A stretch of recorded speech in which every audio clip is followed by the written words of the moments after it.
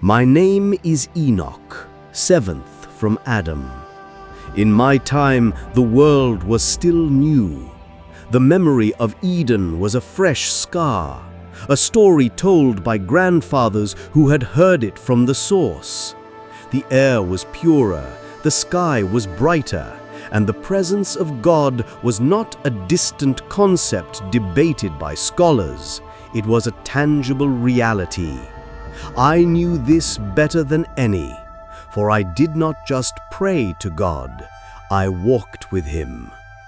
Do not imagine me strolling through a garden with a physical form beside me. It was not so simple. It was a communion of the Spirit, a harmony of thought and purpose. In the quiet of the dawn, as the first light touched the hills, my soul would align with His, and I would understand things. I saw the patterns in the stars, the language of the wind, the divine geometry in the growth of a single leaf. He showed me the workings of His creation, not with words, but with pure understanding. And in this walk, I became aware of the others, the celestial beings you call angels. In my time, they were known as the Watchers. They were beings of immense power and breathtaking light, appointed by the Most High to observe, guide, and protect the fledgling race of man. They were the silent guardians at the edge of our perception, the shepherds of humanity. We felt their presence as a profound sense of peace, a holy order that blanketed the world. They were perfect, they were eternal, and they were forbidden to ever interfere directly. Their duty was to watch and to report to the throne of glory. The thought of one of them disobeying, it was an impossibility. A concept so alien it was like imagining the sun rising in the west. This was the world as it was meant to be, a sacred order between heaven and earth. But even in the brightest light, a shadow can form, and I, in my walk with God, was about to see that shadow lengthen and consume everything we held dear. The shadow did not appear all at once.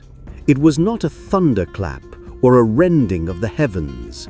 It was a subtle corruption, a slow cooling in the warmth of their celestial gaze. At first, I could not place it. It was a discord I felt in my spirit, a slight impurity in the light that shone from above.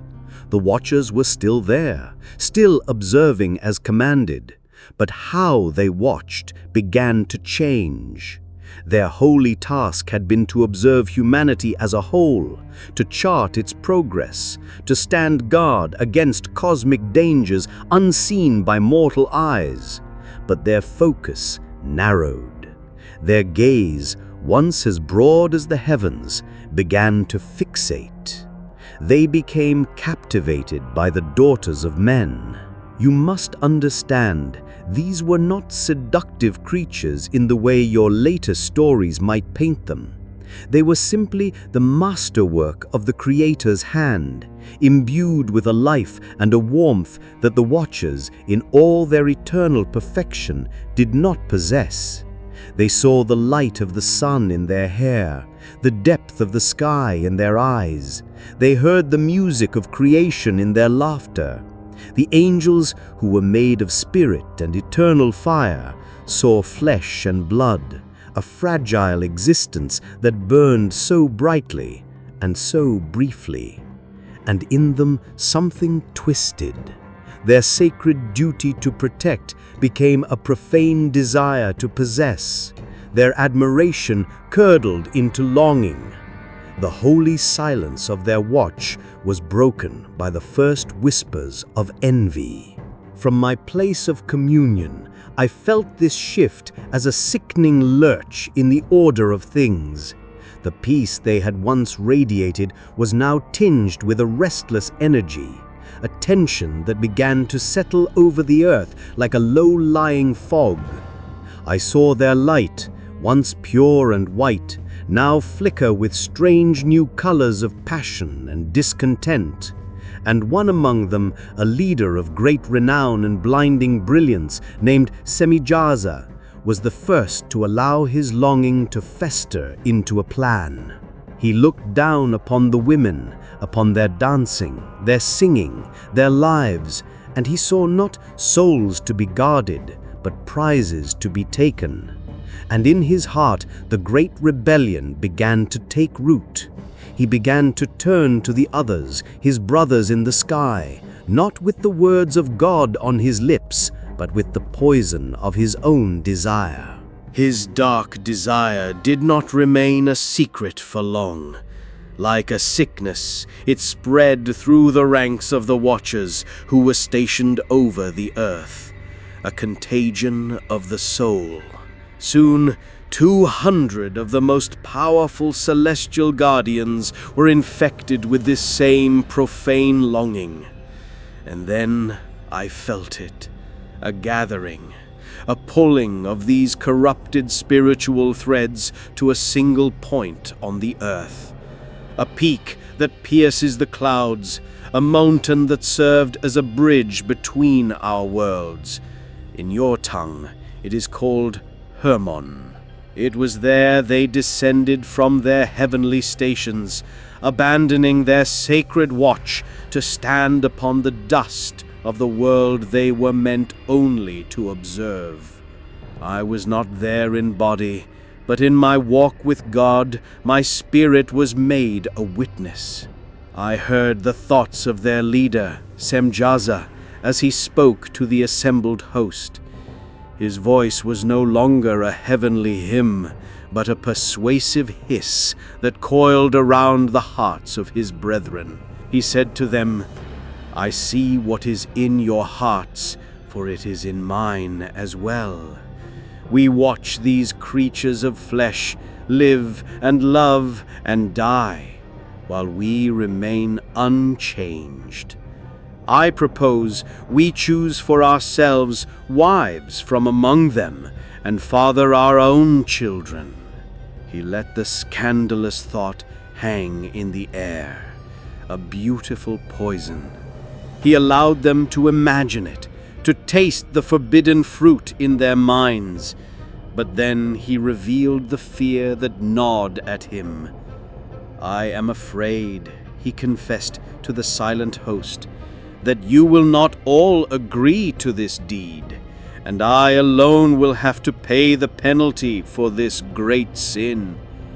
He looked upon the faces of the 200, from Azazel to Sariel, the captains of the heavenly host, now poised on the brink of eternal ruin. Therefore, Semjaza declared, his voice ringing with a terrible finality, "Let us all swear an oath. Let us bind ourselves by mutual curses, not to abandon this plan, but to do this thing."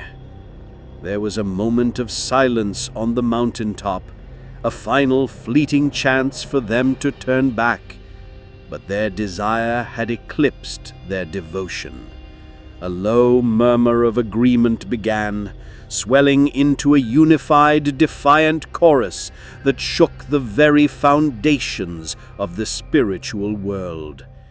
In that moment, heaven wept, and hell held its breath in anticipation. And so, upon the summit of that mountain, which from that day was called Hermon, because it was there they had sworn and bound themselves by mutual curses, the act was sealed. This was not a simple promise spoken on the wind. It was a ritual of cosmic treason. One by one, the captains and all the angels under them spoke the terrible words, calling upon the holiest names and then damning their own souls should they turn back.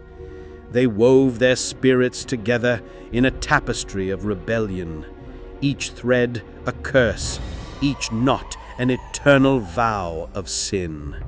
They were forging their own chains, and they did so with willing hands. And the moment the final name was spoken, the moment the pact was sealed, I felt a shudder run through all of creation. It was as if a great celestial anchor had been cut loose. The harmony that had once bound heaven and earth was violently snapped. The light of those 200 angels, a light that had once been a beacon of purity and strength, did not just dim, it inverted.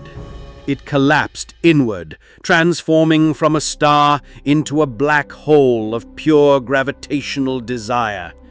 The spiritual peace that had blanketed the earth was torn away, replaced by a profound and chilling silence, the vacuum left behind by God's departing grace from that cursed place. In my soul, I wept. I wept for the ruin of such beautiful beings. I wept for the world below, so innocent and unsuspecting, about to receive these corrupted shepherds as ravenous wolves. And I wept for the Creator, for I could feel a sorrow so deep and so vast it was like an ocean of grief. It was the sorrow that only a father can know when his most beloved and trusted sons choose to walk willingly into utter darkness. On Mount Hermon, 200 angels stood, their holy charge forgotten, their glory turned to ash. They were no longer the watchers. They had become the fallen. And as they turned their gaze downwards towards the sleeping villages of my people, their descent was about to begin. They were not a chaotic rabble. Their rebellion was a perversion of divine order, not an abandonment of it. The same hierarchies that had governed them in heaven now structured their conspiracy on earth. They were a legion, organized and united in their transgression, with captains and chiefs to lead them in their descent. And my spirit was made to know their names, to record them as a warning for all generations to come, a list of fallen stars. Their undisputed leader was Semjaza, the first to voice the poison, the one who bore the greatest responsibility for their shared crime. But he was not alone. There were his chief captains, each a prince in the celestial courts, now leaders of a great rebellion. I remember them. There was Arakiel, who once taught the signs of the earth. There was Kokabiel, a lord of the stars and constellations. There was Tamiel, a master of celestial secrets, and Ramiel, who presided over thunder. There was Daniel, who understood the signs of the sun, and Ezekiel, who knew the knowledge of the clouds. And there was Sariel, who was once tasked to govern the spirits of men. And among them was another, one whose name would become a hiss and a curse throughout the world, whose influence would be a plague upon all of mankind. His name was Azazel. Even then, standing among his brethren, I felt a particular darkness emanating from him, a cold and calculated malice that was different from the burning lust of the others. He was not merely falling, he was plotting. These were their names. Do not hear them as mere sounds. Each name represents a vast domain of heavenly knowledge, a torrent of divine power that was now to be unleashed, untethered from the will of the Creator. Each of these leaders would become a teacher, a dark fountain from which humanity would drink deeply of forbidden things. They were not just coming to take wives, they were coming to remake my world in their own corrupted image. With their pact sealed and their purpose unified, there was nothing left but the act itself. I watched, My spirit bound in sorrow as the 200 prepared to leave the cursed summit of Hermon. It was not a fall in the sense of a clumsy stumble. It was a deliberate, graceful descent into damnation. They came down from the mountain not as diminished beings, but in the full majesty of their celestial forms, cloaking the rot in their spirits with an aura of blinding light. To any mortal eye, it would have been a glorious sight, a procession of gods coming to walk among men. The air grew still as they approached the villages. The birds in the trees fell silent. There was a pressure, a weight in the atmosphere, as if the very sky was being pressed down upon the land. They moved with a purpose that was terrifying to behold. And the daughters of men, my kin, looked up from their work, from their songs, from their lives, and saw these beings of light approaching. They saw no sin in them. How could they? They saw only beauty and power, faces like carved ivory, and eyes that held the light of distant stars. They felt no fear, only awe. This was the great deception. The poison was not delivered with a sword, but with a gentle hand and a beautiful, lying face. The watchers approached the women, speaking to them with voices that were still tuned to the harmonies of heaven. They presented themselves as divine teachers, as benevolent guides, as friends to humanity, and under this guise of holy light, they chose for themselves wives from whomever they pleased. In that moment, the sacred covenant was broken. The order that separated the sons of God from the daughters of man was annihilated. The first step in the great corruption had been taken, and the world's innocence was lost, not in a single bite of a forbidden fruit, but in a wave of beautiful, terrible light descending from a mountaintop. With quiet resolve, my peaceful walk with God was over. Now, my watch had begun. The unions were made. All across the lands, 200 of heaven's sons had taken the daughters of men as their own. But this was no marriage of love or respect. It was an act of cosmic arrogance. It was the eternal attempting to consume the mortal, the spiritual attempting to defile the physical. A sacred boundary established by the Creator to maintain the order of His creation was shattered for the sake of lust. Imagine pouring salt water into a freshwater spring. The spring is forever changed, its purity lost, its life-giving water turned bitter and undrinkable. So it was with the bloodlines of my people. A spiritual poison was injected into the heart of humanity. Almost immediately, the fabric of our simple lives began to tear. The women taken by the watchers were set apart. They were adorned with knowledge and secrets that no mortal was meant to possess. The fallen began to whisper the lesser mysteries to their new brides as a means of seduction to bind them closer. Azazel was the first. He showed them the secrets of the earth, the art of making bracelets and ornaments from gold and silver. He taught them of antimony, a powder to paint their eyelids, to create an artificial beauty that inflamed the pride of the heart. What began as a sin of lust was now birthing the sin of vanity. Jealousy and division grew among my people where there once was community.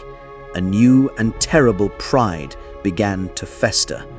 But this was only the surface of the corruption. A deeper shadow was growing. Soon, the women conceived, and in my watch, my spirit could feel the wrongness of the life that quickened within their wombs. It was not the gentle, sacred pulse of a human child, a soul created in the image of God. It was something else entirely. It was a violent, hungry energy, a confluence of light and mud, of heavenly power and earthly appetite that had no place in the ordered world. A new and terrible age was gestating in the darkness of the womb, an age of giants. The darkness did not wait for the birth of the giants to spread. It flowed directly from the fallen themselves, a constant stream of forbidden knowledge that washed over humanity, eroding its foundations.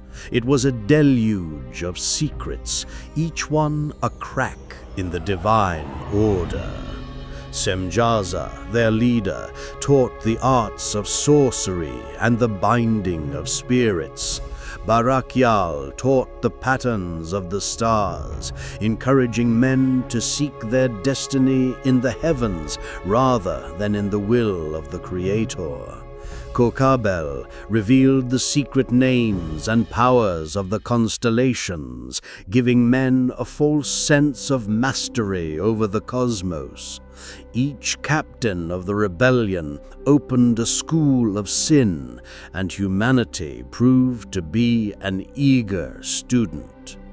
Armed with these new and terrible powers, men turned against each other. The sorcery that was taught for protection was used to curse and manipulate. The knowledge of herbs and roots was used not just to heal, but to poison. Pride became violence. Lust became lawless. The world I had known, a world of simple community and order, began to unravel into a chaos of ambition and bloodshed. The shedding of innocent blood became common, its stains soaking into the soil. And the earth itself began to suffer. Creation is not a silent stage for mortal acts, it is a living witness. It felt the weight of every unrighteousness, every drop of spilled blood, every whispered curse, and it began to groan under the burden. A cry silent to the human ear, but deafening in the spiritual realm, began to rise from the very stones and soil. The blood of the slain cried out from the ground, a chorus of agony. The oppressed and the perishing among my people lifted their own voices, their pleas for help and justice rising from the growing shadow on earth. Their cries went unheard by the guardians who were meant to protect them, for the guardians were the cause of their pain. But the cries did not stop. They ascended past the corrupted heavens of the fallen, rising higher towards the true throne. A plea for deliverance was echoing at the gates of heaven. As the cries of the afflicted rose from the wounded earth, my communion with the Most High became a conduit for their sorrow. I felt the anguish of every soul that cried out for justice. I saw the terror in the eyes of the oppressed and the arrogant pride in the hearts of the wicked. To witness such a panoramic view of my world's unraveling was a burden that threatened to crush my very spirit. I was a man of flesh, yet my soul was made to bear a weight of cosmic grief. The joy of my walk with God was replaced with a profound and holy sorrow. I was isolated, a silent observer in a world that was deafeningly loud with its own destruction. My conversations with the Creator shifted. He no longer revealed to me the secrets of the dawn, but the mechanics of divine justice. He no longer showed me the harmony of the cosmos, but the coming discord of judgment. The lessons were grim, the revelations heavy, and then he gave me a new purpose, a task that would define the rest of my days on this earth. I was to be his scribe. Enoch, scribe of righteousness, he called me, a title that felt both an honor and a condemnation. I was to take up a pen and record everything, every sin, every secret teaching, the names of the fallen and the leaders of the rebellion, the specific corruptions they had unleashed upon the world. My testimony was to become an eternal record, a witness that would stand in the heavenly court against the sons of God who had abandoned their station. So while the world spiraled into chaos, I began to write. My life was no longer one of quiet communion, it was one of diligent, heartbreaking transcription. I wrote of the sorrow and the sin, my every word a tear, my every sentence a judgment.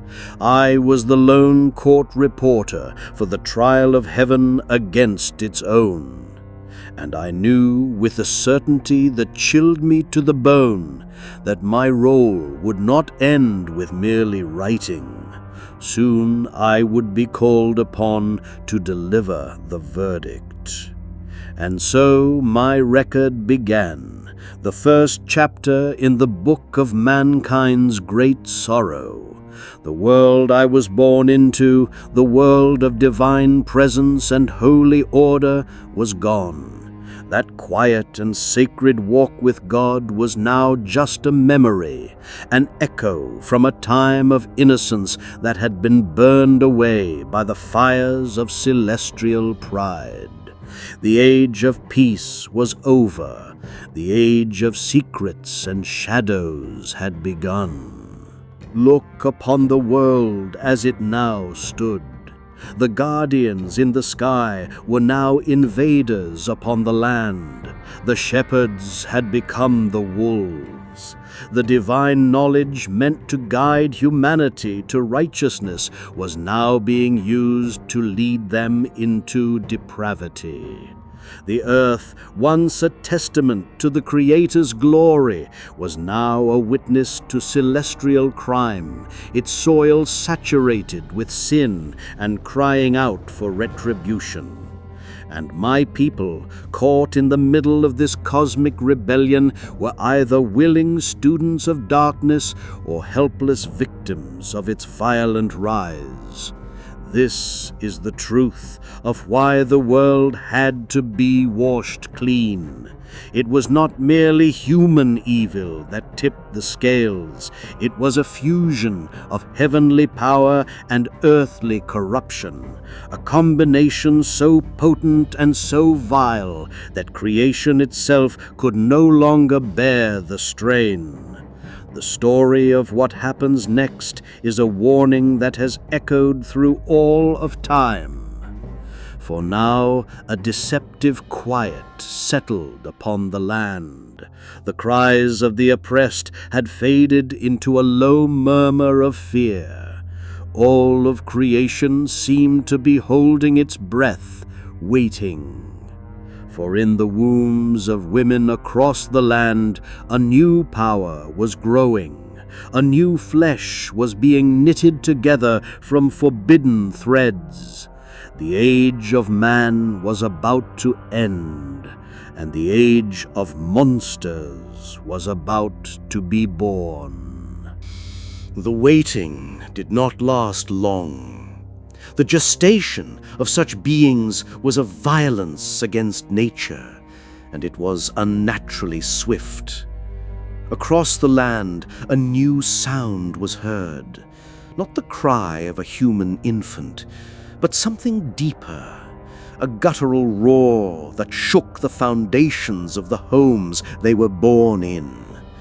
The births were not joyous occasions, but terrifying ordeals that often claimed the lives of the mothers who bore them.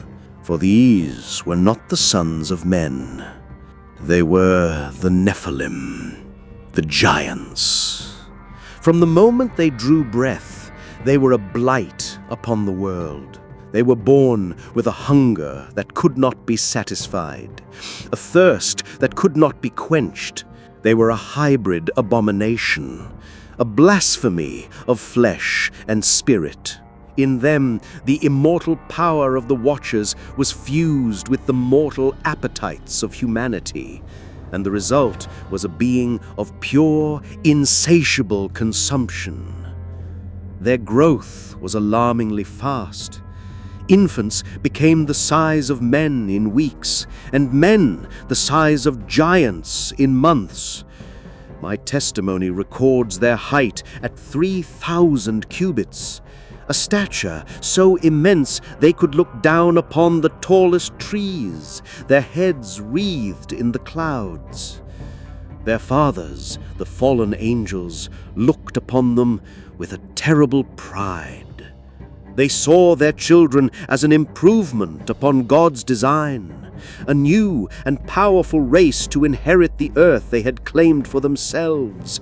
And at first, humanity, in its fear and awe, tried to appease them.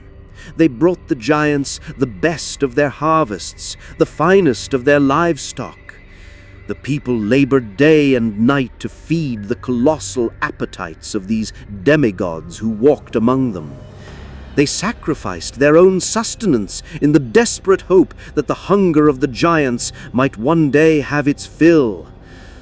But it was a fool's hope, for their hunger was not merely physical, it was spiritual.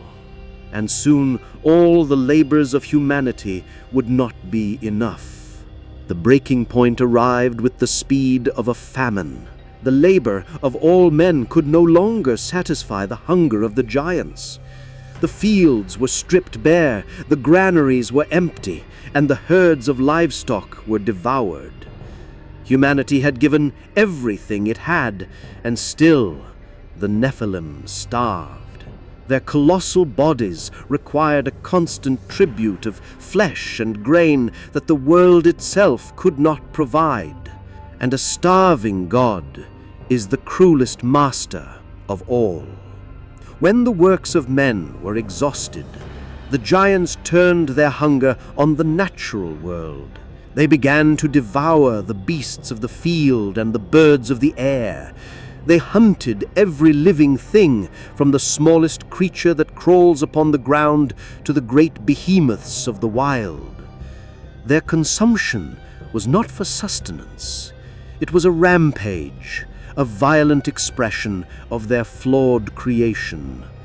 The natural order was thrown into chaos as they laid waste to the animal kingdom, silencing the songs of the birds and emptying the plains of life.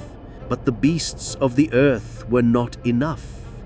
Their hunger was a bottomless pit, and so with all other sources of food consumed, the giants finally turned on their creators. They began to sin against men, to hunt them down and to devour their flesh. The very humans who had once served them in awe were now their prey. A new and unspeakable horror was introduced into the world: cannibalism. The children of the angels were eating the children of men. They drank the blood of their victims, a final, terrible desecration. The world became a hunting ground. My people fled to the mountains and the caves, but there was no escape from beings whose strides could cross valleys and whose eyes could scan the horizon for miles. The cries of the earth were now joined by a new sound, the screams of humanity as it was consumed by its own monstrous grandchildren. The act of a giant consuming a man was the final broken seal. Once that ultimate law of creation was violated, every lesser law crumbled to dust in its wake. The depravity of the Nephilim became a spiritual contagion that infected the very soul of the world. Creation began to devour itself. The sinning was not confined to the giants. It spread to the beasts of the field, the birds of the air, and the creatures that swam in the deep.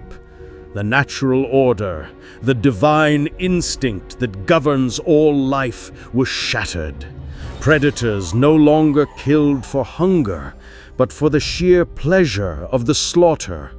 Animals of different kinds began to war against one another, a chaotic madness that turned the entire world into a battlefield.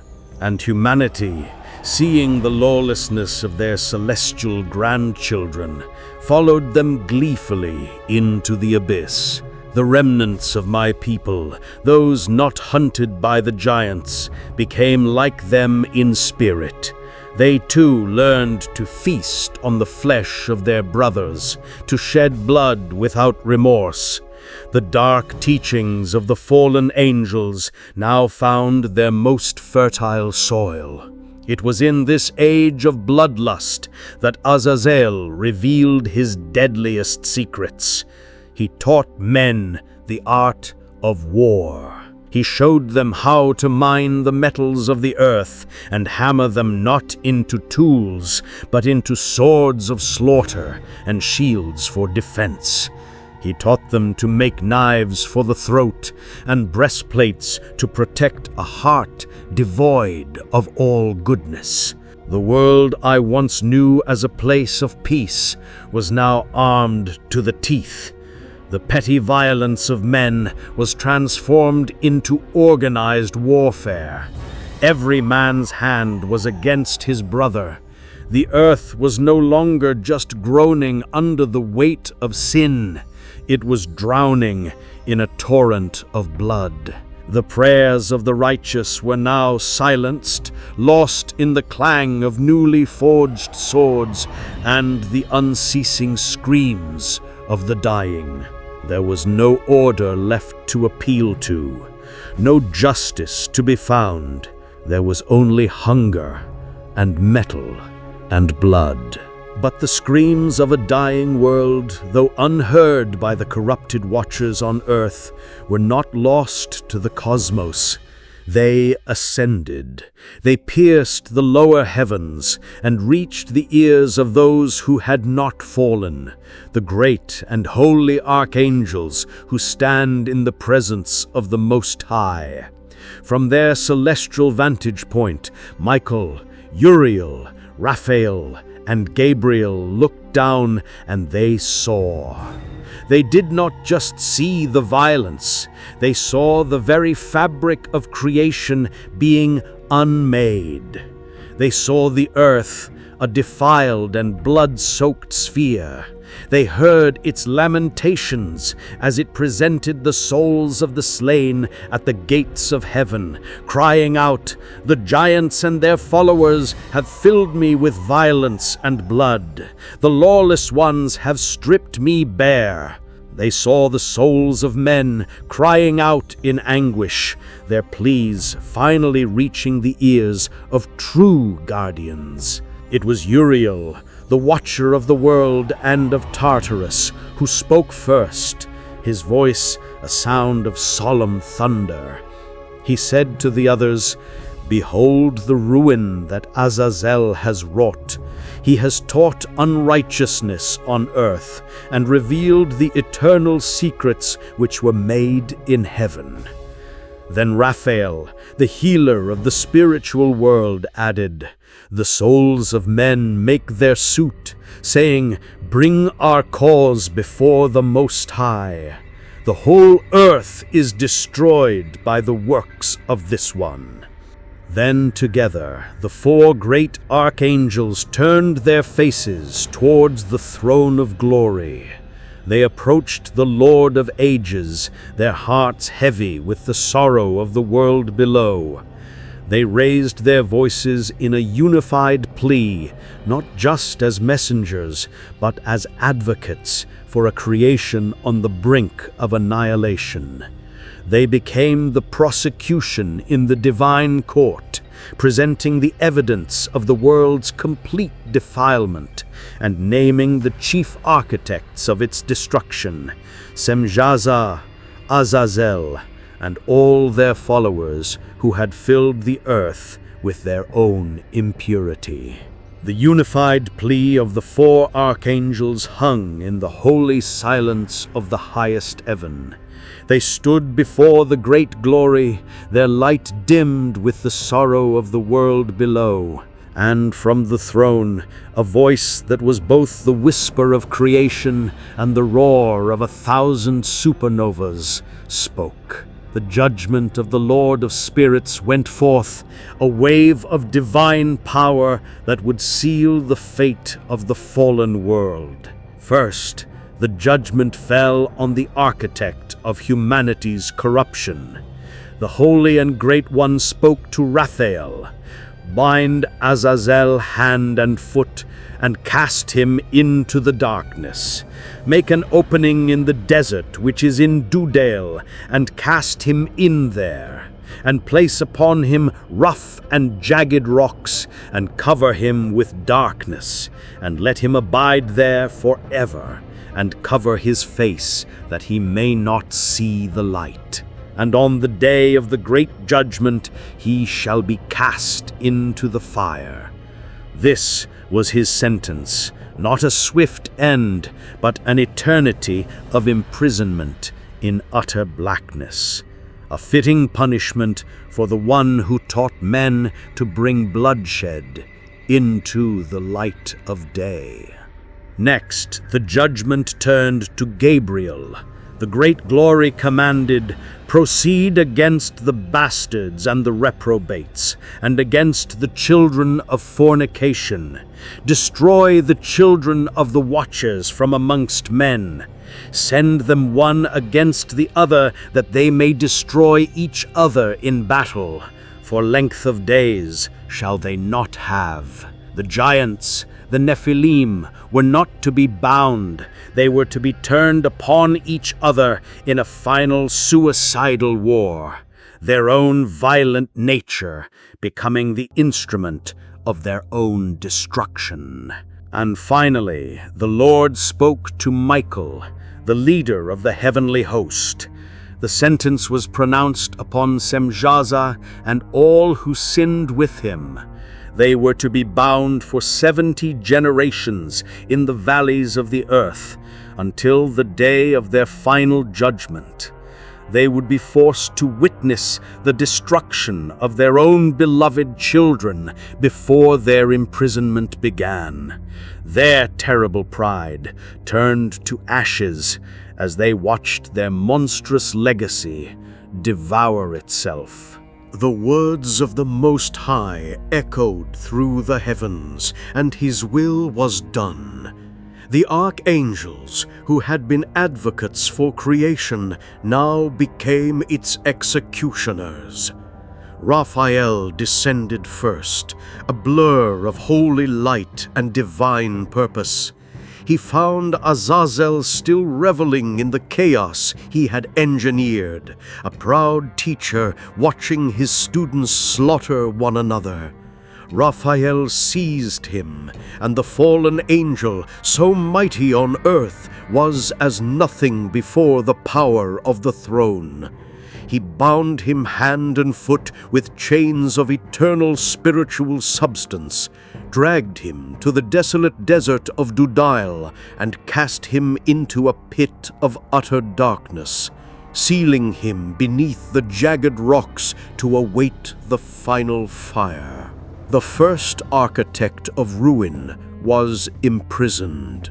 Then came Gabriel, the messenger of God, now a herald of war.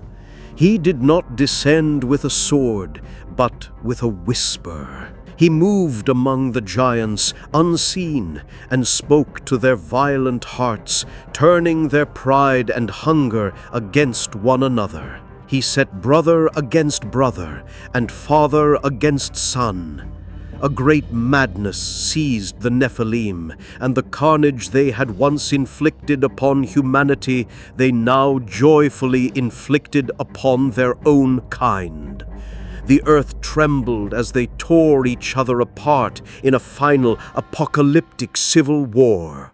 And Michael, with a host of heaven's righteous warriors, descended to the place where Semjazar and his followers were gathered. They did not bind them immediately. As their sentence decreed, they were made to watch.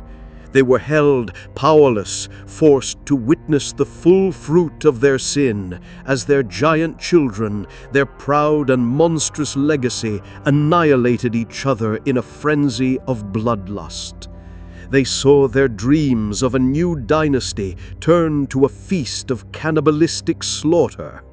This was the first stage of their punishment. To see all that they had rebelled for, all that they had damned themselves for, become their own undoing. As the last of the giants fell, their monstrous spirits were ripped from their bodies, leaving them to wander the earth as tormented specters until the final judgment. Only then did Michael and his host descend upon Semjazar and his followers.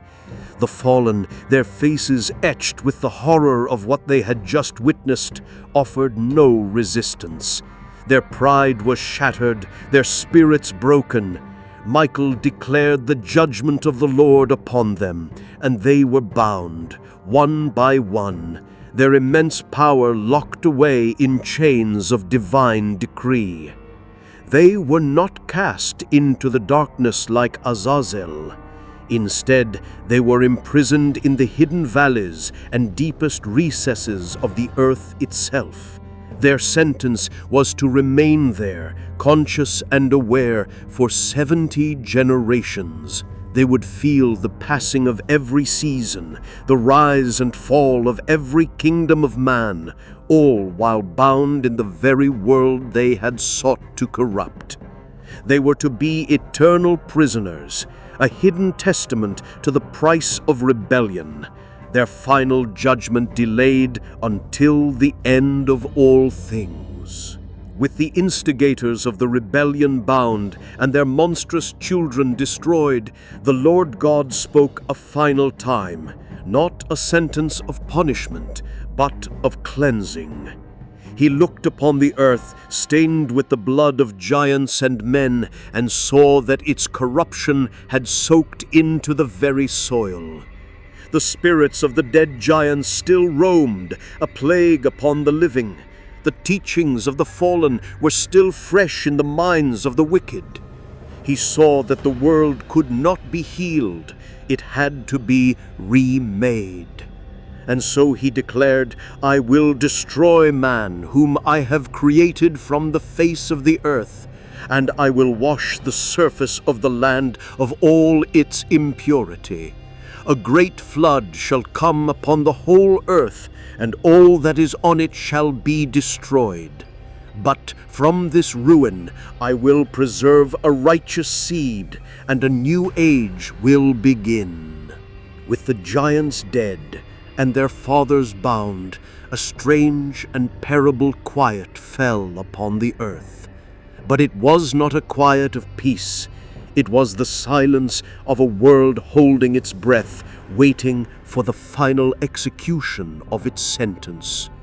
The great oppressors were gone, but the poisons they had released were not. In fact, they festered now unchecked. The spirits of the slaughtered giants, bound to the earth, roamed as demons, hungry and malicious, tormenting the very people they could no longer devour. They brought sickness and madness and a spiritual decay that was invisible but felt in the heart of every living thing. Humanity was now left to its own devices, but it was a humanity that had been irrevocably changed. They were armed with the weapons of Azazel and filled with the sorceries of Semjazar. They had tasted the flesh of their own kind and had forgotten the ways of the Creator. In the absence of the giants, new tyrants arose, mortal men who used the forbidden knowledge to dominate their brothers. The world did not repent, it splintered. It broke into warring tribes and lawless kingdoms, each seeking power, each driven by the echoes of the pride they had learned from the fallen. This was the final state of the first world, a world of orphans raised by monsters, a world haunted by the ghosts of its own sins. There were no more giants to blame, no more angels to serve. There was only man, left alone with the deadly tools and dark appetites he had acquired. The corruption was now complete, for it was entirely our own. We had inherited the sin, and we nurtured it. This was the world that my great-grandson Noah would be born into. A world wholly given over to wickedness, beyond any hope of redemption, waiting only for the cleansing water. Yet in this world, drowning in its own shadow, one flicker of light remained. The Creator, in his judgment, is always mindful of mercy. His promise was not just to destroy, but to preserve a righteous seed, to begin anew. And so, while the line of Cain followed the teachings of the fallen into utter depravity, the sacred lineage of Seth, my son, was protected.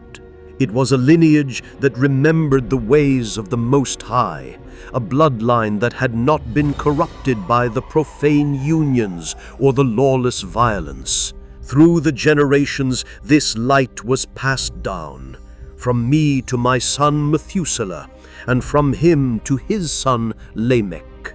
They were men who walked in a world of monsters and tyrants, yet they kept the faith of their fathers. They were surrounded by a cacophony of war cries and demonic whispers, yet they still listened for the quiet voice of God.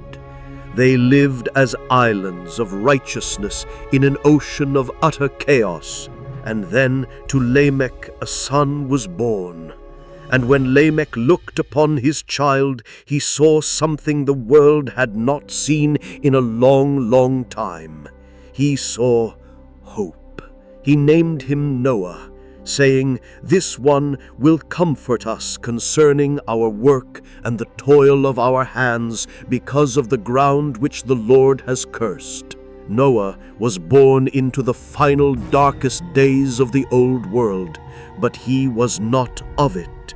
He was the chosen vessel, the righteous seed, the righteous man through whom humanity would be given a second chance, a new beginning on a clean earth. In him, the promise of the Creator was made flesh.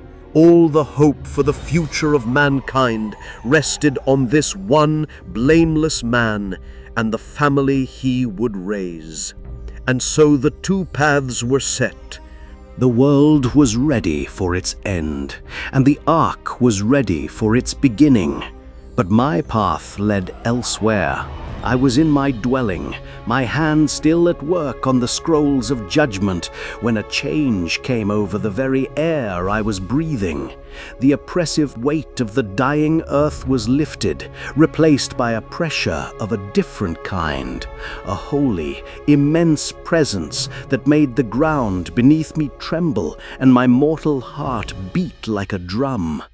Two figures appeared before me. They were not like the fallen, whose light had been a beautiful lie. This was a light of pure truth, so brilliant and so terrifying that I fell on my face as if dead. Their forms were like burning coals, their arms and feet like polished bronze, and their voices were the sound of a multitude.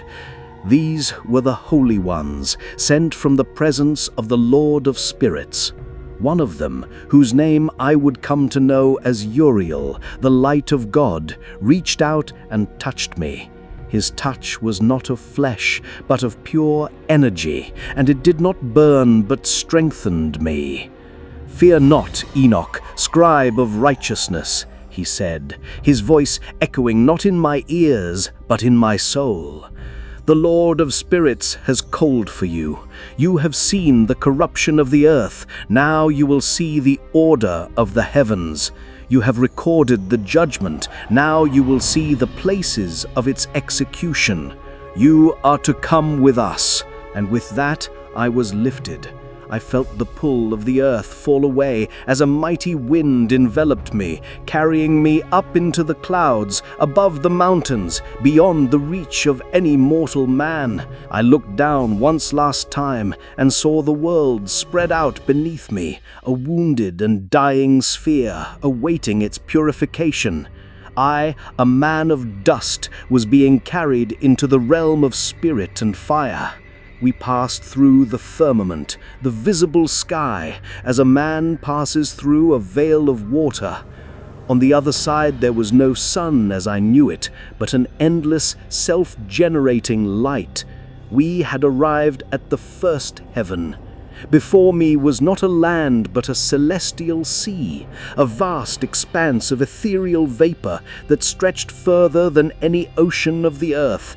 Upon this cosmic sea, I saw beings of immense stature, moving with grace and purpose. These were the elders and rulers of the stars. It was their sacred duty to marshal the heavenly bodies, to guide the constellations on their appointed paths, ensuring the perfect rhythm of night and day, season and year. My angelic guides led me past this cosmic ocean to a place of even greater wonder. I saw what looked like vast treasure houses, but they were not filled with gold or silver. In one, I saw the storehouses of the snow, shimmering fields of perfect crystalline frost, each flake waiting for its moment to fall. In another, I saw the treasuries of the clouds and the dew, reservoirs of life-giving moisture, tended to by silent, diligent angels who would release them upon the earth according to the Creator's command. Uriel spoke, his voice filling my mind with understanding. "Enoch, this first heaven is the great engine of the terrestrial world. All that you experience on earth, the rain, the snow, the rising of the sun, the turning of the seasons, is governed from here. This is the realm of divine order, where the laws of creation are administered without fail." I was speechless. During my walk with God, I had felt the beauty of His order in a passing breeze or a starry night. Now I was seeing the very machinery of that order, a bureaucracy of cosmic scale operating in perfect, silent harmony. The contrast with the world I had just left, a world that had rejected all order, was a wound in my heart. Leaving the harmonious light of the first heaven, my guides carried me higher, and a profound change occurred. The light receded, and the air, once humming with the energy of creation, grew heavy and still. We had entered a realm of gloom, a place of deep and sorrowful shadow. This was the second heaven, and I immediately knew it was a prison. Here, there was no celestial sea or shimmering storehouses. There was only darkness, and suspended within it were figures I recognized as angels, but their light was gone. They were like extinguished stars, their forms shrouded in shadow, their heads bowed in eternal grief. A ceaseless weeping echoed in the oppressive silence, a sound of such profound despair that it pierced my very soul. They were prisoners, awaiting a judgment from which there was no escape. "Who are these, my lord?" I asked Uriel, my voice a whisper. "Are these the ones who abandoned heaven for the daughters of men?" "No," Uriel's voice replied in my mind. "These are they who transgressed the commandments of the Lord in another way. They abandoned their celestial stations and failed in their sacred duties, creating discord in the heavens. Their judgment has been passed, and here they are imprisoned." I looked upon their sorrow, and my heart was filled with both terror and pity. To see such once glorious beings brought so low was a fearsome sight. And as they looked upon me, a man of flesh passing through their prison, a flicker of something desperate appeared in their eyes. They began to cry out to me, their voices pleading, "O man of God, pray for us, intercede for us to the Lord of spirits, that he might have mercy." They saw in me a mortal, their only hope for an appeal, and I felt the weight of their despair added to the burden of my journey. We ascended from the prison of weeping angels, and as we rose, the darkness dissolved and was replaced by a light more beautiful than any I had ever imagined. A scent of myrrh and sweet blossoms, richer than any earthly fragrance, filled my senses. We had come to the third heaven, and my guides brought me to a place of indescribable beauty. It was the Garden of Paradise. I saw trees of every kind bearing ripe and fragrant fruit. I saw the tree of life itself standing in the center, its beauty beyond all mortal comparison. 4 rivers flowed from its base, one of milk, one of honey, one of wine, and one of oil, watering the entire garden. All around, the souls of the righteous who had passed from the earth walked in perfect peace, their forms radiant, tended to by 300 angels of breathtaking glory. This, Uriel explained, was the place prepared for the righteous, where they rest in bliss until the great judgment. It was a vision of the reward for a life lived in faith, a place of perfect peace. But this heaven held more than just paradise. My guides then led me to the northern region, and the beautiful scene vanished, replaced by one of absolute horror. The air grew bitingly cold, and the light was consumed by a fearsome darkness. This was the place of torment prepared for sinners. I saw a terrible river of fire, and in other places a frost so cold it was like frozen fire. I saw pits of darkness and merciless angels, their faces grim, wielding instruments of torture. Here the souls of the wicked were tormented for their crimes on earth. The idolaters, the liars, the covetous, and those who had oppressed the poor. Their screams of anguish were a horrifying echo of the weeping I had heard in the heaven below.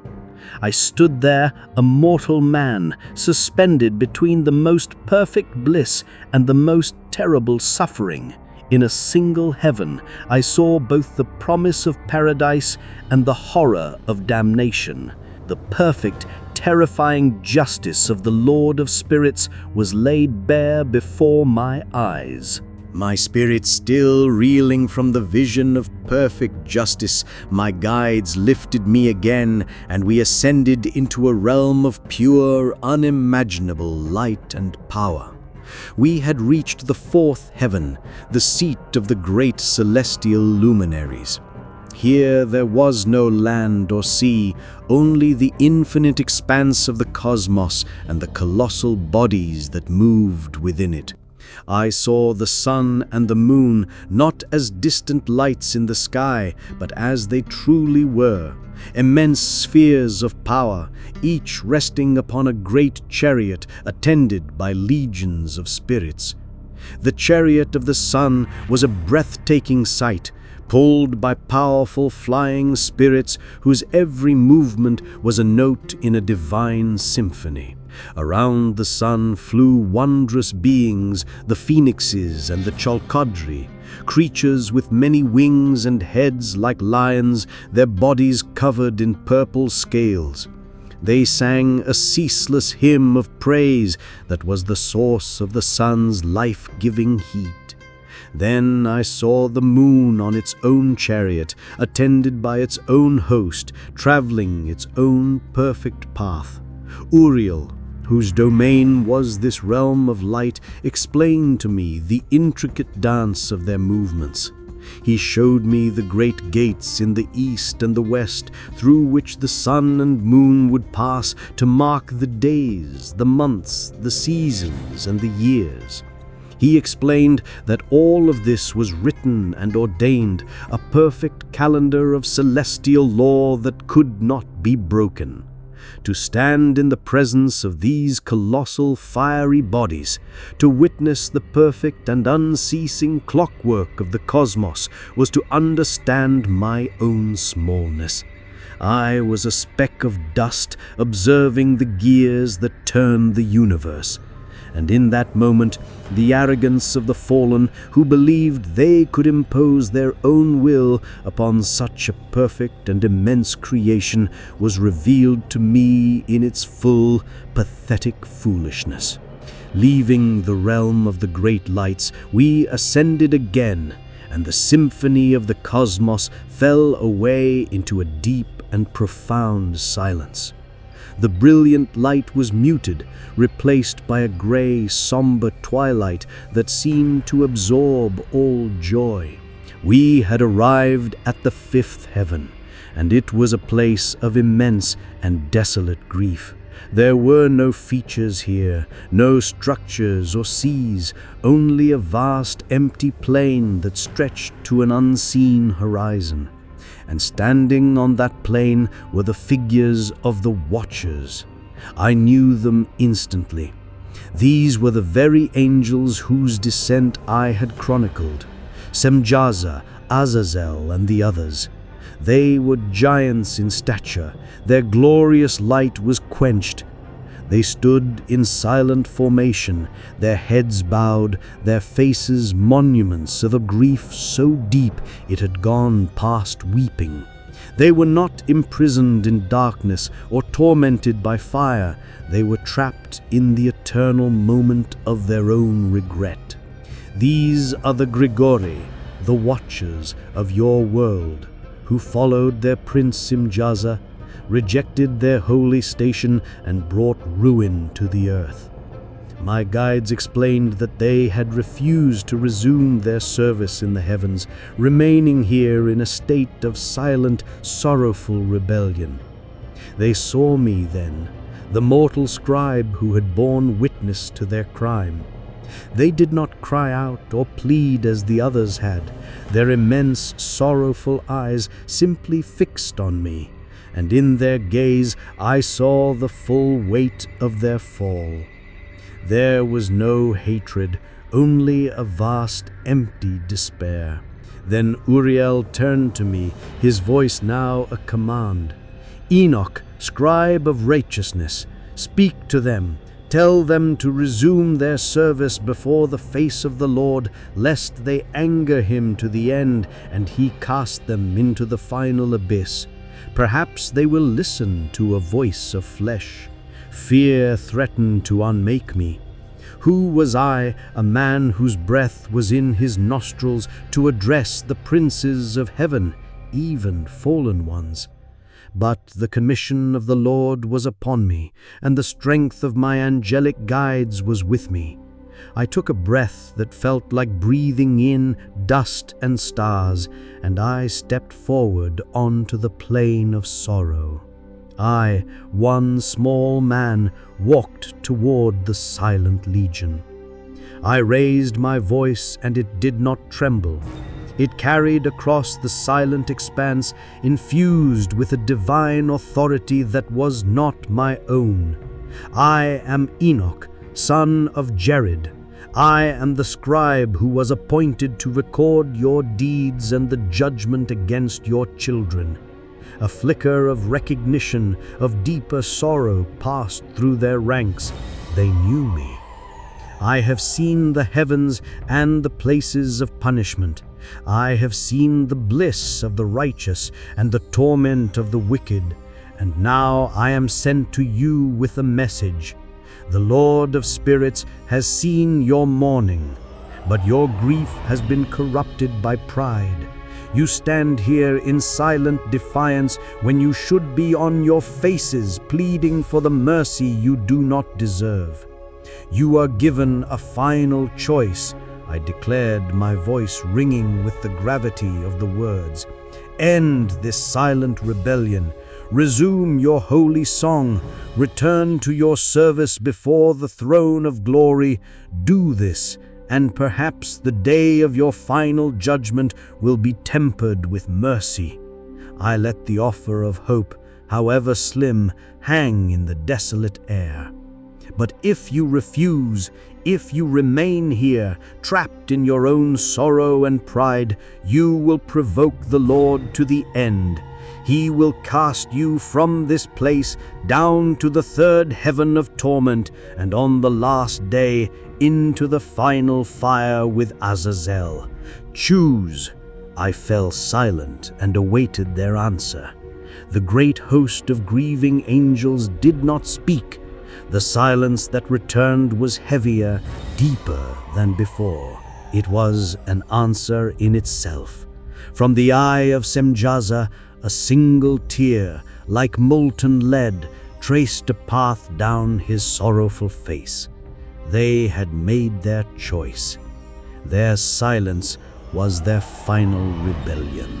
Leaving the silent, grieving watchers to their self-chosen fate, my guides lifted me once more. The grey twilight of the fifth heaven dissolved below us, and we ascended into a realm of pure intellectual light. This brilliance was different from the raw power of the sun in the fourth heaven. This was the light of pure reason, of absolute order, of divine thought itself. We had arrived at the sixth heaven. Here I saw no chariots or storehouses, but legions of radiant beings whose faces shone with a light more brilliant than the sun. Their beauty was terrifying in its perfection. These were the highest orders of angels, the governors of the cosmos. I saw the archangels in their full glory, and bands of cherubim and seraphim, the six winged ones, their eyes filled with the wisdom of ages. They were not idle. Some stood observing the paths of the stars, not merely administering them, but studying their deepest secrets. Others were tasked with overseeing the affairs of the earth, writing down the life and deeds of every soul, both good and evil. Their duty was to maintain the universal harmony and to be the ultimate record keepers of all creation. There was a constant, beautiful song in this place, but it was not a song of emotion. It was a song of pure truth, a ceaseless, harmonious recital of the laws and commandments of the Creator. It was the music of divine logic. Uriel explained to me, "These are the angels who are set over the order of the world. They record every judgment, every season, and every human life. Your own work as a scribe, Enoch, is but a shadow of their great task." I was humbled beyond words. To witness this realm was to witness the very mind of God reflected in His perfect servants. Here was the source of the divine order the fallen had so casually betrayed, and its majesty was absolute, its logic unassailable. The peace in this place was the peace of perfect, unshakable truth. My journey was reaching its zenith. As we rose from the sixth heaven, even my glorious guides grew still, their own radiant faces filled with a new and deeper reverence. The orderly light below us was consumed by an approaching brilliance so absolute, so overwhelming, it was like looking into the heart of 1,000,000,000 suns. We had come to the threshold of the seventh heaven, the dwelling place of the great glory Himself. Before us was a house built of crystal and living fire. The walls were fire, the floor was fire, and the ceiling was a river of moving stars. The sound was the first thing to strike me, a wave of music and power so immense it threatened to shatter my very bones. It was the sound of 10,000 times 10,000 voices. The voices of the seraphim, the cherubim, and the ophanim, all singing in a ceaseless chorus that shook the foundations of all creation. Singing, almost chanting with power, "Holy, holy, holy is the Lord of spirits. The heavens and the earth are full of his glory." My angelic guides could go no further. They bowed their heads, and I was left to approach the fiery house. As I drew nearer, the heat and the holiness became unbearable. My flesh trembled, my teeth chattered, and a great terror seized me. My spirit dissolved, and I fell on my face, my body convulsing, certain that I was about to be unmade by the sheer proximity to absolute holiness. I was a creature of dust and shadow in a realm of pure, eternal fire. In my terror, as I lay paralyzed on the crystal floor, a voice came from the midst of the fire. It was not a voice of anger, but of calm and infinite authority. Enoch. The voice knew my name. "Fear not, Son of Man. Approach and hear my word." And I felt a gentle touch. The Archangel Michael had come to my side. He lifted me to my feet, my terror receding, replaced by an awe so profound there is no mortal word for it. I had been brought before the throne of the Lord of Spirits. Standing before the consuming fire of the throne, supported by the Archangel Michael, I was a fragile vessel in the heart of an infinite ocean of power. Then the Lord of Spirits spoke to Michael, his voice a creative force that remade all that it touched. "Go," he commanded, "and strip Enoch of his earthly garments of sorrow and care. Anoint him with my holy oil, and clothe him in the garments of my glory." Michael led me aside, and as his hands passed over me, I felt my mortal robes, my fear, my sorrow, my weariness fall away like dust. He anointed my face and body with an oil that was like condensed light, and all terror was replaced by a peace that passes all understanding. My very flesh began to shine. I looked at my hands, and they were radiant, like the hands of the angels. I had been changed. My mortality was cloaked in glory, and I could now stand in the presence of the Most High without being consumed. Then the great glory gave me my ultimate commission. "You have been a faithful scribe of the earth," the voice declared. "Now you will learn the secrets of the heavens." He called forth another archangel, Pravul, the celestial scribe, who brought from the treasuries great books, written not with ink, but with fire. "You will remain here," the Lord commanded, "and you will learn everything: the workings of the stars, the judgment of the fallen, the path of the righteous, the future of mankind, and the secrets of creation itself. And when you have learned all this," the voice concluded with a weight of purpose that settled deep in my remade soul, "you will return to the earth for a short time. You will write down all that you have seen and learned, and you will teach it to your sons and to all your children's children. You will be my messenger to a world that has forgotten me." My time in the seventh heaven was an age of learning compressed into a moment of pure revelation. I stood with Pravuil, the celestial scribe, as he opened the books of fire. All the secrets I had been promised were poured into my spirit. The circuits of the sun and moon, the names of the stars, the laws of the deep, the histories of the righteous, and the prophecies of the ages to come. My mind, now clothed in glory, was able to receive it all.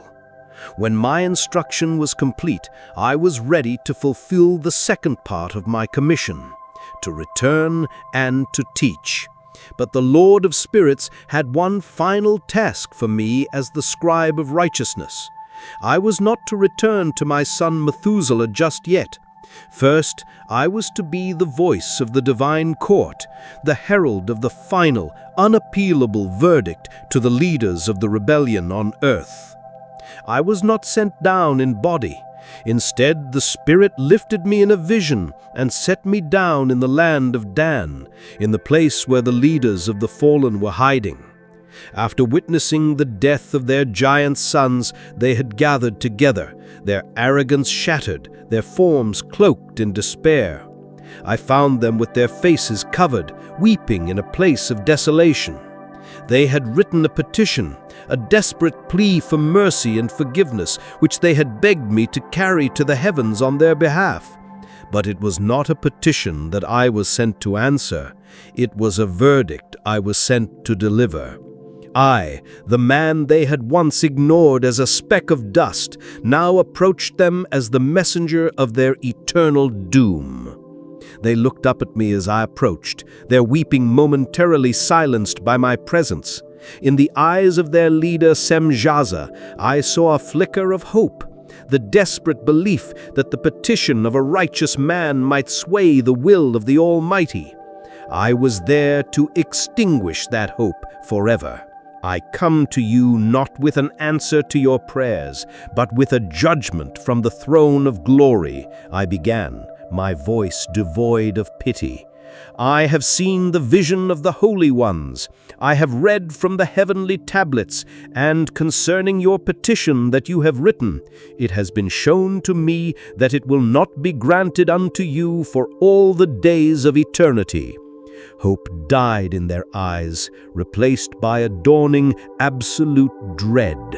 Why have you done this? I asked them, the words of the judgment now flowing through me.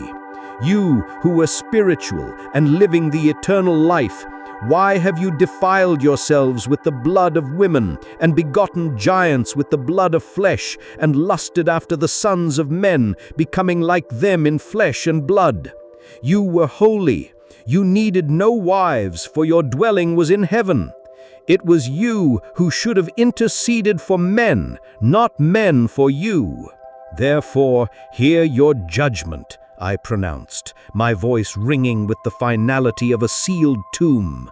From this day forward, you shall have no peace. You shall have no forgiveness. As for the sons you so delighted in, you have seen their destruction by the sword, and you shall have no joy in them. Your weeping and your supplications for them and for yourselves are meaningless, and for your own crimes you shall be bound in chains under the earth for all the generations of the world, until the day of the great judgment, when you will be cast into the final torment of fire. You shall never again ascend into heaven. This is the verdict. Go and trouble the heavens no more with your pleas.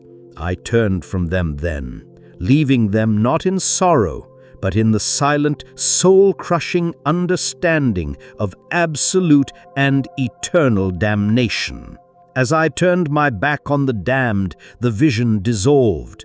The desolate plain, the weeping angels, the crushing weight of their eternal fate, it all faded like a dream, and my consciousness was returned to the heavens. I stood once more with my angelic guides, the light of the higher realms around me, but the chill of that final judgment still clinging to my spirit. I had performed the last act of my role as the scribe of righteousness. The books of the old world were now closed. Uriel turned to me, his gaze holding not the sternness of a celestial guardian, but the quiet approval of a teacher. You have been a faithful herald of judgment, Enoch. The wicked have heard their sentence from your lips. Now you must become a faithful teacher of wisdom. Your final task on earth awaits. My time in the heavens was over. My great commission was about to be fulfilled. The journey down was not like the ascent. I was not a terrified mortal being pulled into the unknown. I was a messenger, clothed in glory, being sent with a divine purpose.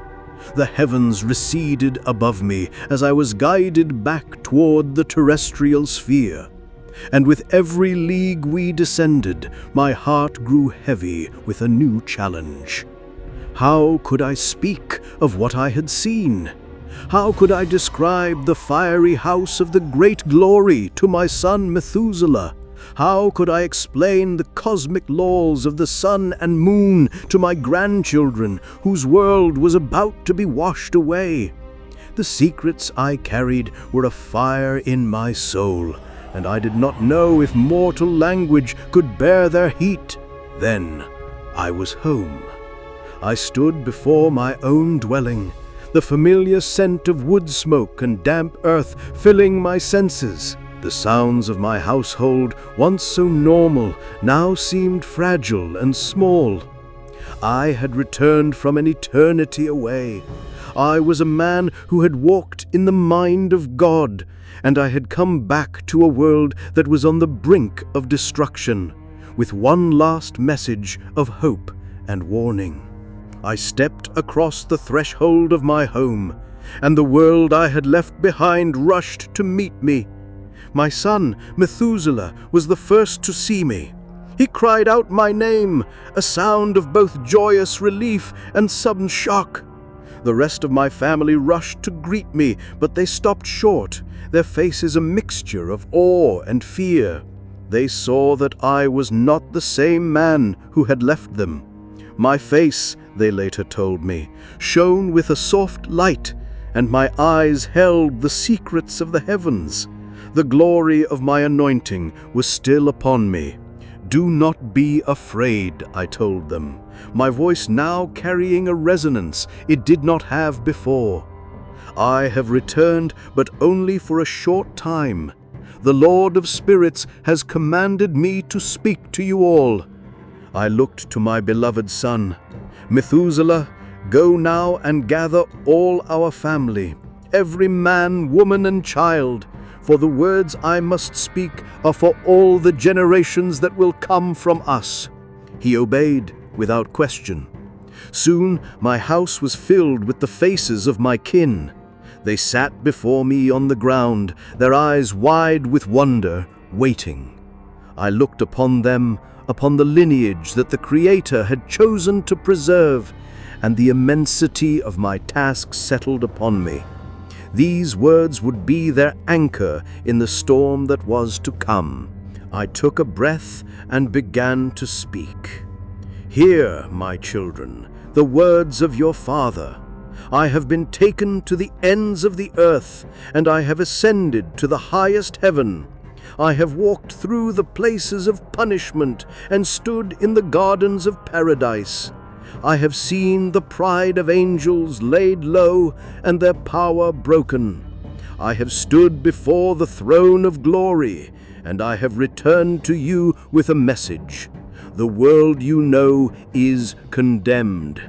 A great cleansing is coming. But you, my family, are the seed of the world to come. Therefore, love righteousness and walk in it. Hate iniquity and all its works, for this is the path of life, and all other paths lead to the destruction that I have witnessed. My family listened, their faces rapt with attention. I opened my mouth to speak again, and this time the words were not of judgment but of divine order. I began to reveal the first secrets I had been taught, the very laws that govern time and the heavens, as shown to me by the archangel Uriel. Look to the sun, I told them, and understand its path, for it is a testament to the perfect law of the Creator. It does not rise and set by chance. In the east are 6 great gates, and in the west are 6 great gates carved into the very fabric of the heavens. The sun's chariot is guided through these gates in a perfect cycle. I explained how in the winter the sun uses the lowest southernmost gates, making the day short, and in the summer it passes through the highest northernmost gates, making the days long. Its path is precise, eternal, and unchangeable. From this perfect movement, I continued, the Lord has given us a perfect year. It is not the flawed and shifting calendar that men will later devise. The true year is 364 days. It is 12 months of 30 days each, and at the end of each season there is a single day that is not counted in any month, a day that marks the turning of the great cycle. It makes a perfect 52 weeks. It is a calendar of divine precision. I looked at their faces, seeing their dawning understanding. I did not tell you this as a lesson in astronomy. I tell you this so you will know the appointed times for the feasts of the Lord, so that your worship will be in harmony with the heavens. As the sun is faithful to its path, so you must be faithful to the path of righteousness. Let your lives be a reflection of the perfect order you see in the sky, for this is the will of the Lord of spirits. Having explained the law of the great light, I then directed their hearts to the lesser light, which rules the night. The moon too follows a divine command, I told them. Its chariot is not pulled by spirits of fire, but is driven by the winds of heaven, and it is attended by its own host. It too passes through the gates, but its journey and its nature are different. The Lord of spirits has given it a perfect cycle of renewal. For half of its cycle it builds its light, receiving it portion by portion from the great light of the sun, until its face is full and shining upon the earth. Then for the second half of its cycle it turns away, and its light diminishes portion by portion until all is gone, and it is renewed in darkness, ready to begin again. Its obedience is constant. But you must understand, I warned them, that the moon's year is shorter than the sun's. If you follow only the moon, you will fall out of sync with the true seasons and the appointed times of the Lord. The sun is the true measure of the year, and the moon is its faithful companion, but it is not the guide. Many generations after you will make this error. They will follow the lesser light, and their worship will become an abomination, their festivals falling on the wrong days, out of harmony with the heavens. Let the moon be a lesson to you.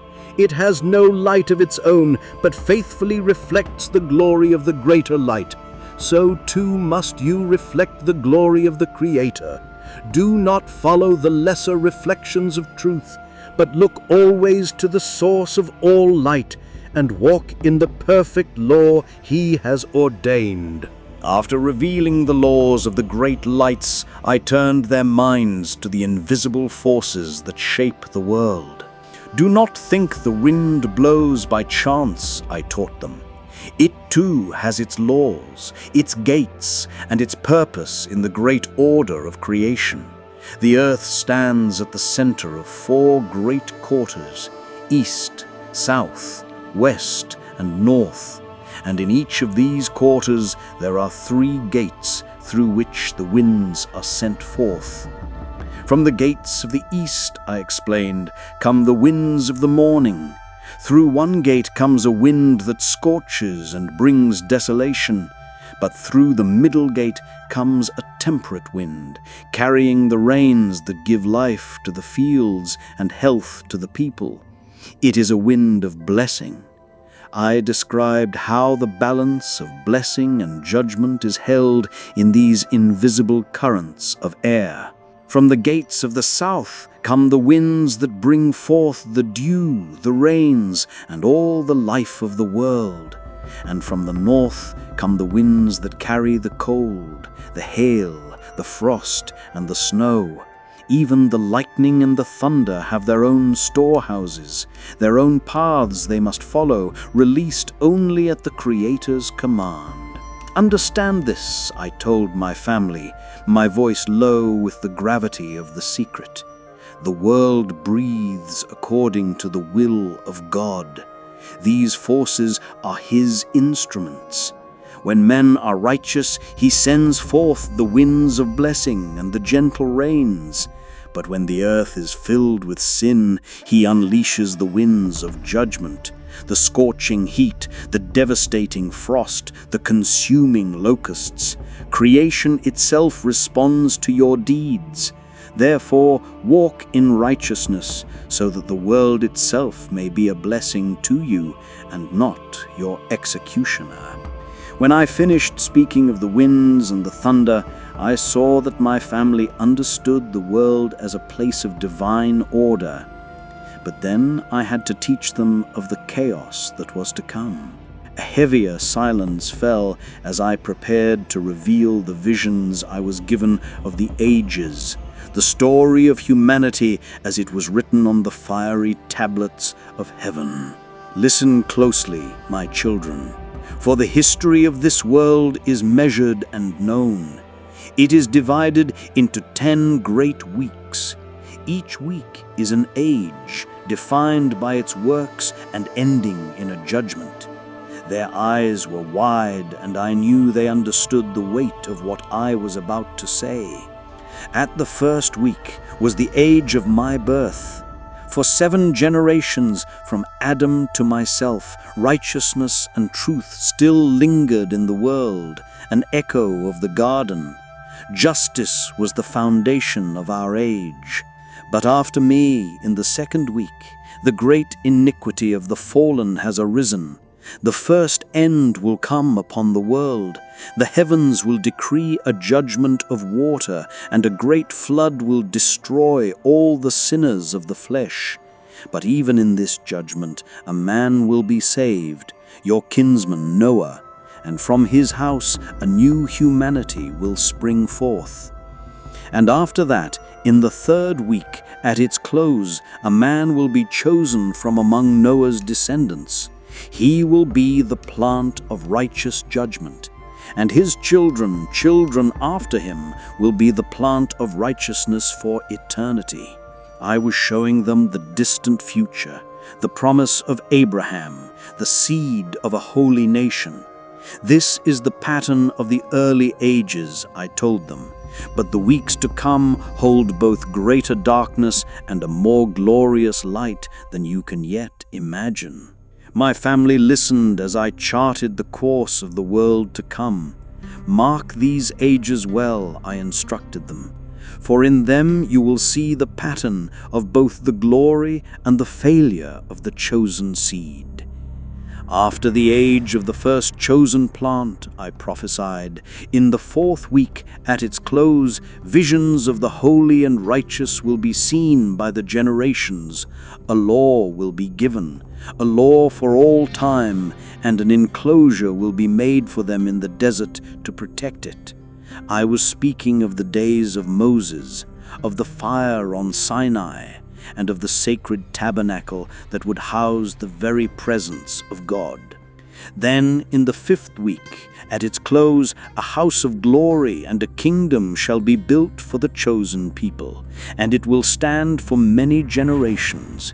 My spirit saw the great city of Jerusalem and the magnificent temple of Solomon, a house of prayer for all nations, the heart of the world. It was to be an age of unprecedented peace and splendor. But a shadow was to follow this light. In the 6th week, I said, my voice filled with the sorrow of the vision. All who live in that house will be blinded, and their hearts will fall away from wisdom. The house of the kingdom will be consumed with fire, and the entire race of the chosen root will be scattered across the face of the earth. I saw the smoke rising from the holy city and my distant grandchildren being led away in chains to a foreign land. Even in their greatest age of glory, the seeds of their own destruction were being sown. Their failure to uphold the law given in the 4th week would lead to the loss of the house built in the 5th week. I saw the sorrow in their eyes at the vision of the coming exile, and I raised my hand. I told them, "Do not despair, for the darkest night comes just before the most glorious dawn." I then revealed to them the climax of all history, the final weeks of the great prophecy.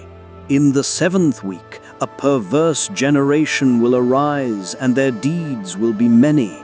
But at the close of that age, the chosen ones of the eternal plant of righteousness will be elected, and to them will be given the 7-fold wisdom concerning all of his creation.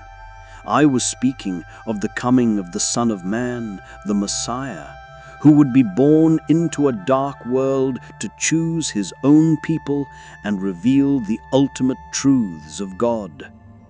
After that comes the 8th week, the week of righteousness, and a sword will be given to it to execute judgment upon all oppressors. The sinners will be delivered into the hands of the righteous, who will build a new house for the great King. This is the age of his victory, the era when justice will finally reign upon the earth. Then in the 9th week, the righteous judgment will be revealed to the whole world, and all the works of the godless will vanish from the earth. And in the 10th week, the final age, the great eternal judgment, will be executed. The first heaven will pass away, and a new heaven will appear. Sin will be no more, and death will be destroyed forever. I fell silent. I had shown them the full arc of time, from the first day of creation to the last. My teaching on earth was complete. "Write these words down," I told my son Methuselah. "Bind them up and teach them to your children, and they to theirs. For this is the path of all history and the eternal hope of the righteous." My time with them was now drawing to a close. My final departure was at hand. My 30 days were complete. The time allotted to me by the Lord of Spirits to walk again among my kin had come to an end. I had written down the 366 books filled with all the secrets I had been shown. My work was finished. I called my sons, Methuselah, Regem, and Gaiad, and all the elders of my family to me one last time. They gathered before me, their faces full of love and sorrow, for they knew this day was coming. I did not give them a new prophecy, but a final, simple testimony to anchor their souls in the coming storm. "Hear me, my children," I said, my voice filled with all the love of a father saying his final farewell. "I have shown you the workings of the heavens and the path of history. Do not seek the Creator in idols of wood and stone, for He has written His name in every star and His law in every sunrise. Let your hands be clean. Do not commit murder, nor oppress the widow and the orphan. Do not accept a bribe, for it blinds the eyes of the wise. Do not swear a false oath, for every word is recorded in the books of the 6th heaven. Let there be no bitterness among you, but walk in peace and love, bearing one another's burdens." I looked then at Methuselah, my firstborn. "To you, my son, I entrust these writings. Preserve them, teach them. Be a gentle leader to your brothers and a light to this family, for from you will come the righteous seed that will repopulate the earth. My time is over." I raised my hands to bless them, and then I spoke the words they had been dreading. "Today I will ascend to the highest heaven. You will not see my face again. Weep not for me, for I go to the house of the Lord of glory." After I had blessed them, I led my family from the house, and we walked in procession to a high place overlooking the plains. As I stood before them, a change began in the very heavens. A holy darkness, a shadow of immense power, descended and enveloped the hill. My family, overcome with a great fear, fell to their faces upon the ground, all except my son Methuselah, who remained standing by my side, strengthened by my spirit. I looked at him one last time, my beloved son, the bearer of my legacy. There were no more words to say. I smiled, a final expression of a father's love. Then the heavens above us opened. It was not a gentle parting of the clouds, but a glorious tearing of the veil between worlds.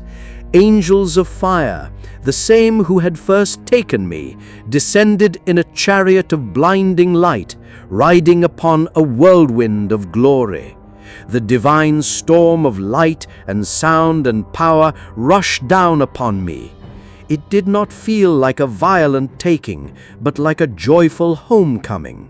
I felt my earthly nature dissolve completely, not in pain, but in ecstasy, as I was fully remade into a being of spirit and fire. The angels enveloped me, and together we ascended into the heart of the light. Methuselah watched as the chariot of fire carried me up into the heavens until the light was gone, the holy darkness lifted, and the sky was once again empty. I was no more on the earth, for the Lord of spirits had taken me.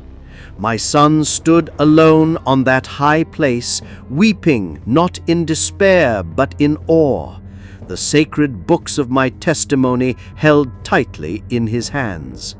My walk with God was complete. My story was now his to tell. My testimony on earth was finished, left in the hands of my son to preserve for the generations. But the judgment I had witnessed and recorded was only just beginning. The age of monsters was over, but the age of cleansing was about to begin. Thank you for joining me on this sacred journey. If my testimony has opened your eyes, please show your support with a like, by subscribing for more revelations, and by sharing in the comments which part of my story amazed you the most. Your support allows this truth to reach all who are seeking it.